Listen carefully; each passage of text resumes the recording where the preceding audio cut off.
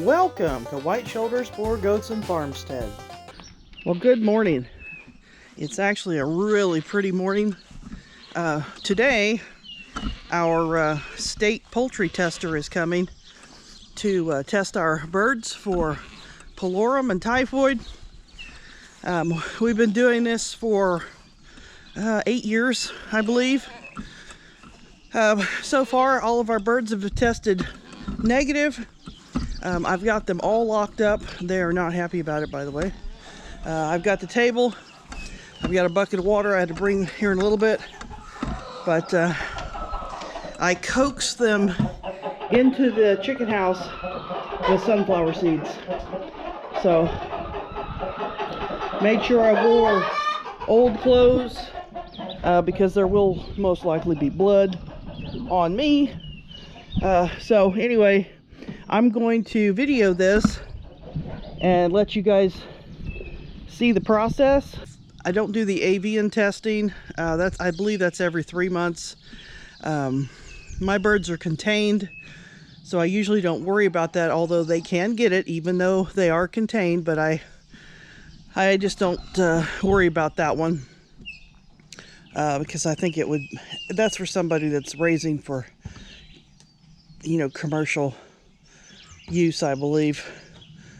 This is just once a year. He always comes out around my birthday. Tests the birds. Takes about an hour. I'll let you know how many birds we have when we're done.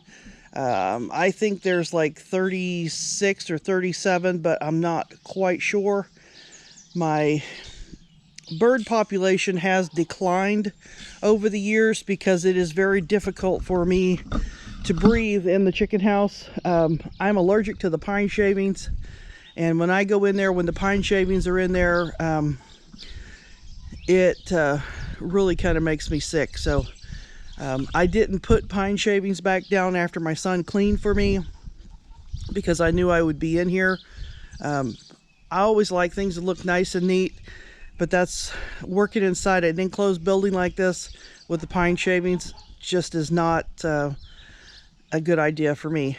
I can do it in the barn because it's a bigger opened area and there's some airflow. There is airflow in my chicken house, but not as much as there is in the barn, so that's why. But anyway, we'll get started here in just a little while. Of course, I have to do a sneak peek of my garden because I'm like really proud of it, because this means a lot to me to actually grow one and actually things be growing. My peppers are growing and they have blooms on them again. The tomatoes have little tiny blooms on them. The onions are taking off.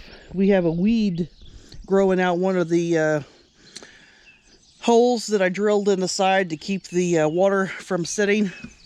And the garlic is looking really nice. Look at these strawberries. I've even got some little buds on my strawberry plants. Taters have taken off. I need to, they all need to get about the same height, that I'm going to cover them up with some more straw, because I'm growing potatoes in straw because I don't like picking potatoes out of the dirt.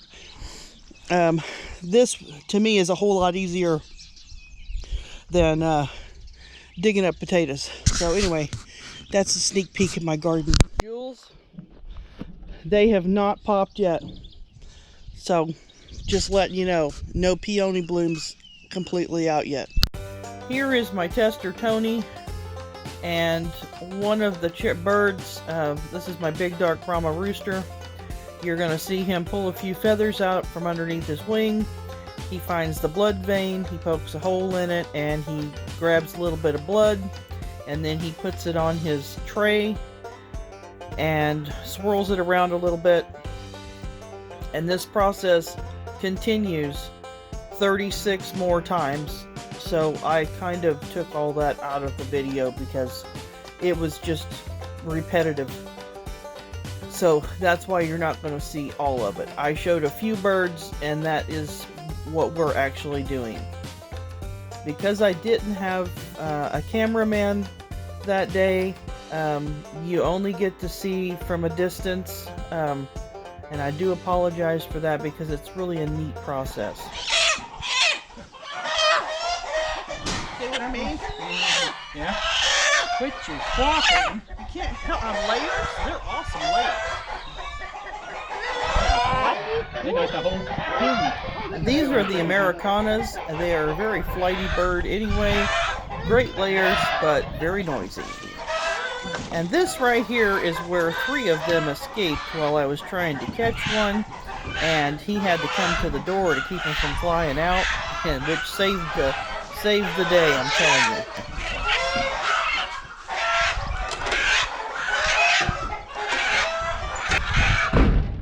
I was kind of staring off into space and going, that looks like chickens that aren't in a pen now. And it's like, oh, maybe I can get them before they get out now.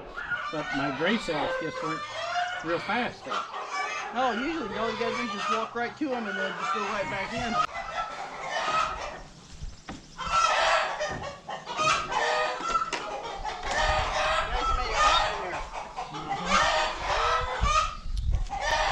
This here we had finally gotten down to the Dominiques, and we were just about done. These I started out with, and here we had finished, and he was cleaning up his plate from the blood and the antigen that's mixed on it. He cleans up after every facility. He wears little plastic booties on his shoes so that he doesn't bring in any diseases. And we really did pick a pretty day to get this done.